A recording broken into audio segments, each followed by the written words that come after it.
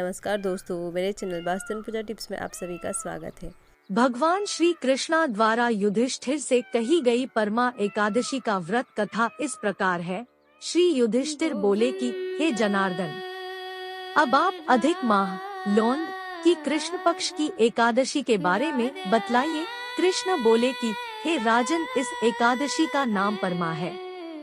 इसके व्रत से समस्त पाप नष्ट होकर इस लोक में तथा परलोक में मुक्ति मिलती है। परमा एकादशी के व्रत में भगवान नारायण की धूप, दीप, नैवेद्य, पुष्प आदि से पूजा करनी चाहिए। इस एकादशी की एक मनोहर कथा है जो कि महर्षियों के साथ काम्पिल्य नगरी में हुई थी। उसके बारे में मैं आपको बतलाता हूँ, आप ध्यान पूर्वक श्रवण कीजिए। काम्पिल्य नगर में सुमेधा नाम का एक उत्तम ब्राह्मण रहता था। उसकी पत्नी, जिसका नाम पवित्रा था, अत्यंत पवित्र तथा पतिव्रता थी।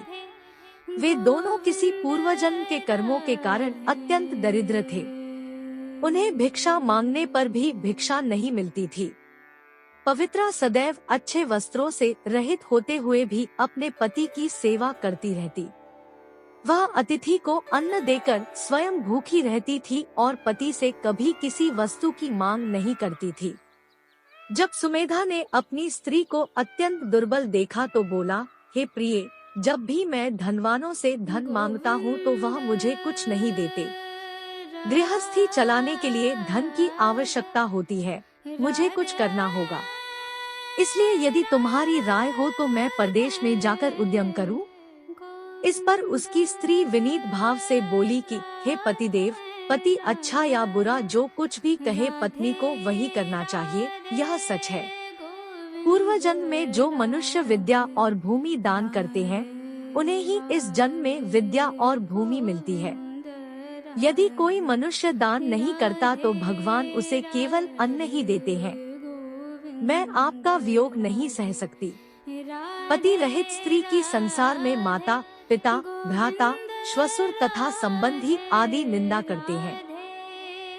इसलिए आपको इसी स्थान पर रहना चाहिए। एक समय कौंडिन्य मुनि उस जगह आए।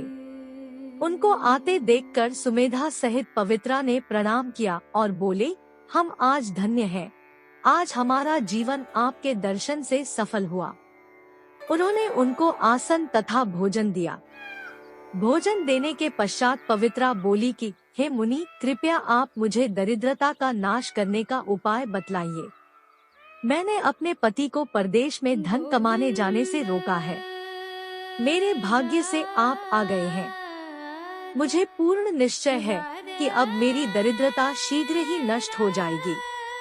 अतः आप हमारी दरिद्रता नष्ट करने के लिए किसी व्रत को बतलाइए। इस पर कौंडिन्य मुनि बोले कि मलमास की कृष्ण पक्ष की परमा एकादशी के व्रत से समस्त पाप, दुख और दरिद्रता आदि नष्ट हो जाते हैं। जो मनुष्य इसका व्रत करता है वह धनवान हो जाता है। इस व्रत में नाच, गाना आदि सहित रात्रि जागरण करना चाहिए। कुबेर को महादेव जी ने इसी व्रत के करने से धनाधित्य बना दिया। इसी व्रत के प्रभाव से सत्यवादी हरिश्चंद्र को पुत्र, स्त्री और राज्य प्राप्त हुआ था। उस मुनि ने उसको एकादशी के व्रत की समस्त विधि कह सुनाई।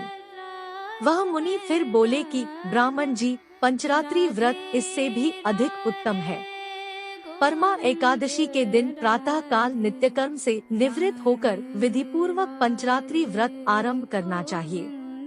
जो मनुष्य 5 दिन तक निर्जल व्रत करते हैं वे अपने माता पिता और स्त्री सहित स्वर्गलोक को जाते हैं। जो 5 दिन तक संध्या को औरों को भोजन कराते हैं वे स्वर्ग को जाते हैं। जो मनुष्य स्नान करके 5 दिन तक ब्राह्मणों को भोजन कराते हैं उन्हें समस्त संसार को भोजन कराने का फल मिलता है। इस व्रत में जो घोड़े का दान करते हैं उन्हें तीनों लोक दान करने का फल मिलता है। जो मनुष्य उत्तम ब्राह्मण को तिल सहित दान करते हैं वे तिल की संख्या के बराबर विष्णु लोक में वास करते हैं। जो 5 दिन तक ब्रह्मचर्य पूर्वक रहते हैं वे देवांगनाओं के साथ स्वर्ग में भोग करते हैं। हे पवित्रे, तुम अपने पति के साथ इसी व्रत को करो। उससे तुम्हें सिद्धि प्राप्त होगी और अंत में स्वर्ग को जाओगी।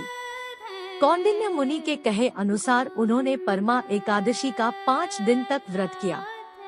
व्रत समाप्त होने पर उसने देखा कि राजकुमार उसके सामने खड़े हैं। राजकुमार ने एक उत्तम ग्रह जो कि सब वस्तुओं से सजा हुआ था, उनको रहने के लिए दिया।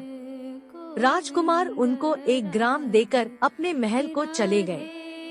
दोनों इस व्रत के प्रभाव से इस लोक में अनंत सुख भोग कर अंत में स्वर्गलोक को गए।